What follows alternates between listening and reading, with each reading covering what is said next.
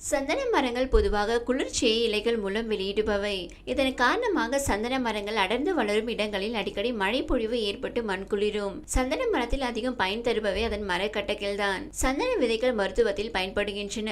4 ஆண்டுகளில் முதிர்ந்து வைரம் பாய்ந்த கட்டைகளுடன் வளரும் சந்தன மரங்களின் பக்குவத்தை அந்த முற்றிய மரத்திலிருந்து வரும் நறுமண வாசனையில் இருந்து அறியலாம். சந்தன மரத்தின் பட்டைகளுக்கு அடுத்தபடியாக அவற்றின் வேரிலும் வாசனை மிகுந்திருக்கும். மாறாக சந்தன இலைகளின் வாசனை எதுவும் இருக்காது. வெட்டுவதற்கு ஏற்ற பருவத்தில் அவற்றின் வாசனை எங்கும் பரவி அவற்றின் இருப்பிடத்தை உலகிற்கு உணர்த்தும். இன்றும் நமது தேசமே உலகளவில் சந்தன ஏற்றுமதியில் முதன்மையான இடத்தில் இருக்கிறது. அதுவும் மிக அதிக விகிதத்தில் உலக தேவையில் 3/2 பங்கு அளவு, அதிலும் மேலாக இந்திய சந்தனமே உலகளவில் தரத்தில் உயர்ந்தது என்பதும் நமக்கு பெருமை அளிக்கும் ஒரு நல்ல விஷயமாகும். மருத்துவ பயனாகும் சந்தன கட்டைகள் தோற்பு சுவையுடனும் உடலுக்கு குளிர்ச்சியும் சிறுநீரை பெருக்கி மனதிற்கு புத்துணர்ச்சியும் தரக்கூடியதாக காணப்படும். மனிதரின் சரும வியாதிகளை போக்கும் மருந்தாகும், ஆயின்மெண்டாகும், தீக்காயங்கள் சேதமாகும், உடல் தோல் மற்றும் உறுப்புகளை காக்கும் சிகிச்சையில் மருந்தாக பயன்படுகிறது. வைரம் பாய்ந்த சந்தன மரக்கட்டைகளில் எண்ணெய் வெள்ளம் மிகுதியாக இருக்கும். இதிலிருந்து எடுக்கப்படும் சந்தன எண்ணெய் அல்லது அத்தர் வெப்பத்தை தணித்து உடலுக்கு குளிர்ச்சியை அளிக்கும் மருத்துவ பயன்கள் கொண்டதும் வாசனை திரவியங்கள், சோப் வகைகள் மற்றும் பத்திகள் செய்ய பயன்படுகின்றன.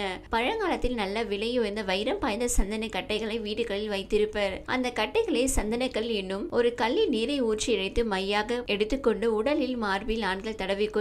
இதன் மூலம் கோடை வெப்பத்தை சமாளிக்கலாம். கோடையில் உடலில் வரும் வியர்க்குரு மற்றும் வியர்வை பாதிப்புகள் விலகி உடல் நல்ல நறுமணத்துடன் உற்சாகமாக விளங்க சந்தனம் வழி செய்யும். சந்தனத்தின் பல வகைகள் இருந்தாலும் அனைத்தும் தரத்தில் ஒன்றாக காணப்படும். ஆயினும் வெள்ளை சந்தனம் என்னும் ஒன்று தோற்றத்தில் அறிய முடியாதது. அதன் கட்டைகளை பரிசோதிப்பதன் மூலம் அறிய முடியும். வெள்ளை சந்தன மரக்கட்டைகள் சுவாமி சிலைகள் தயாரிப்பில் விசேஷமாக பயன்படுத்தப்படுகின்றன. மேலும் மனிதரின் உடல் நலத்தில் இவற்றின் பயன்பாடுகள் சரும பராமரிப்பு மற்றும் உடல் உள்ளுறுப்புகளின் சீரான இயக்கத்திற்கு துணை புரிகின்றன. அரோமா தெரப்பி எனும் வாசனை மருத்துவத்தில் சந்தன எண்ணெய்கள் மனதின் அமைதிக்கும், மன அழுத்த பாதிப்புகளை போக்கும், உடல் சரும வியாதிகளை போக்கும் பயன்படுகின்றன. உடல் சூட்டை தணிக்கும் சித்த வைத்திய முறைகளில் அதிக பலன்கள் தரும் சந்தன எண்ணெய் மூலம் தயாரிக்கப்படும் மேல் பூச்சு கிரீம்கள் வெயிலில் தோல் கருத்த சரும பாதிப்புகளை சரி செய்யும், தோலுக்கு இறுக்கத்தை அளிக்கும் பயன்படுகின்றன.